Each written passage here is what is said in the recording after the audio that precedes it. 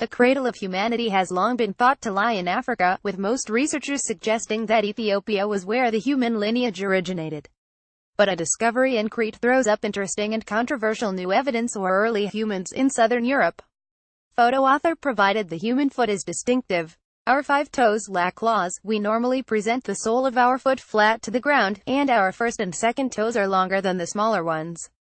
In comparison to our fellow primates, our big toes are in line with the long axis of the foot, they don't stick out to one side. In fact, some would argue that one of the defining characteristics of being part of the human clade is the shape of our foot. So imagine our surprise when we discovered fossil footprints with remarkable, human-like characteristics at Trachylos, Crete, that are 5.7 meters years old. This research, published in the Proceedings of the Geologist Association, is controversial as it suggests that the earliest human ancestors may have wandered around southern Europe as well as East Africa. The period corresponds to a geological time interval known as the Miocene. The footprints are small tracks made by someone walking upright on 2 legs. Theirs are 29 of them in total. They range in size from 94 mm to 223 mm, and have a shape and form very similar to human tracks. Non-human ape footprints look very different. The foot is shaped more like a human hand, with the big toe attached low on the side of the sole and sticking out sideways. The footprints were dated using a combination of fossilized marine microorganisms called foraminifera and the character of the local sedimentary rocks.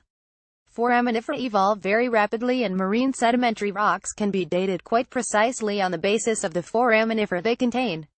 These indicated an age somewhere in the span 8.5 meters to 3.5 meters years. However, at the very end of the Miocene, about 5.6 meters years ago, an extraordinary thing happened. The entire Mediterranean Sea dried out for some time. This event left a clear signature in the sediments of the surrounding areas. The sediments that contain the footprints suggest they probably date to the period immediately before this, at about 5.7 meters years. Cradle of Humanity Laetoli footprints. Photo Tim Evanson Flickr, CC by Saith. Cradle of humanity has long been thought to lie in Africa, with most researchers suggesting that Ethiopia was where the human lineage originated. The earliest known body fossils that are accepted as hominins, members of the human lineage by most researchers, are Sahelanthropus from Chad, about 7 meters years old, Orantogonensis from Kenya, about 6 meters years old, and Ardipithecus kadaba from Ethiopia, about 5.8–5.2 meters years old. The oldest known footprints, however, were found at Laetoli in Tanzania and come from the next geological time interval, the Pliocene. These are some 3.66 meters years old and even more human-like than those of Trachylos. The second oldest tracks are those at Ilare made by Homo erectus, 1.5 meters years old, and are little different from the tracks that we ourselves might make today. If, and for many it is a big if, the tracks of Trachylos were indeed made by an early human ancestor, then the biogeographical range of our early ancestors would increase to encompass the eastern Mediterranean. Crete was not an island at this time but attached to the Greek mainland, and the environment of the Mediterranean region was very different from now. The discovery comes just months after another study reported the discovery of 7-year-old Greek and Bulgarian fossil teeth from a hominin ape dubbed El Greco. This is the oldest fossil of a human-like ape, which has led some to suggest that humans started to evolve in Europe hundreds of thousands of years before they started to evolve in Africa.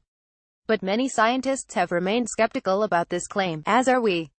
The presence of Miocene hominids in Europe and Africa simply shows that both continents are possible homelands for the group.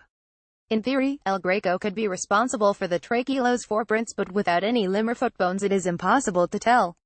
Alternative solutions. Oldest known footprints. Photo author provided, but there are other ways to interpret the findings. Some might suggest that the distinctive anatomy of a human-like foot could have evolved more than once.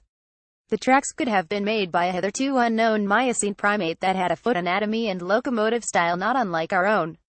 There are examples throughout the fossil record of what is called convergent evolution, two unrelated animals developing similar anatomical features as adaptations to a particular lifestyle. However, there is nothing about the Trachylos footprints themselves that suggests such convergence. Convergence rarely produces perfect duplicates. Rather, you tend to get an odd mix of similarities and differences, like you see when you compare a shark and a dolphin, for example. Now, imagine if the Trachylos footprints combined human-like characters with a few other characters that simply didn't fit, for example, that the toes looked human-like but carried big claws. This would be a reason to suspect that the human-like features could be convergent. But the Trachelos footprints don't show any such discordant characters, they simply look like primitive hominin footprints as far as we can tell. For those unable to see beyond Africa as the human cradle, these tracks present a considerable challenge, and it has not been easy to get the discovery published. Some have even questioned whether the observed features are footprints at all. However, collectively, the researchers behind this study have published over 400 papers on tracks, so we are pretty confident we know what they are. The footprints. Photo author provided. Although the results are controversial, suggesting that the rich East African evidence for early hominids may not be telling the whole story, it's important that we take the findings seriously. The Trachelos track site deserves to be protected and the evidence should be debated by scientists. It is now for the researchers in the field to embark on finding more tracks or, better still, body fossils that will help us to better understand this interesting period of primate diversity, which ultimately led to our own evolution irrespective of where this first happened.